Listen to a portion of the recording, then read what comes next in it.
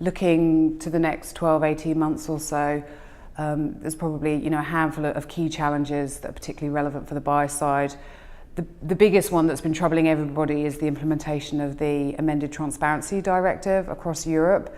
So despite the November 2015 deadline for implementation, there are still countries that have not yet implemented the revised rules around Europe, and where those rules have been implemented, they are not necessarily consistent, despite the idea of a directive, a European directive, being to harmonise the rules. So you've got jurisdictions which have applied gold plating, difficulties with disclosure forms not meeting the new rule requirements. So it's a big challenge for organisations to keep on top of that kind of volume of rule changes, and the Transparency Directive is a great example of that.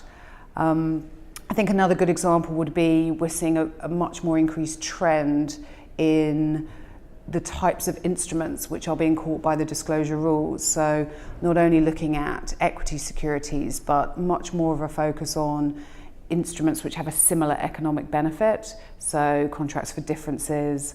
A lot of jurisdictions are now looking at share index trading, whether you need to decompose the index. And there's been a lot of changes in Europe, and I think we will anticipate seeing other markets looking to expand the scope of instruments that they're covering in the same way that the European markets have done so.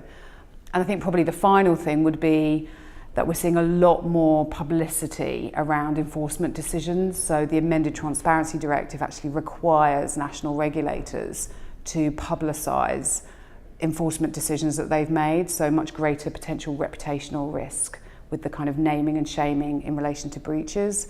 So there's some big challenges there. It's an area that's not going to get any easier.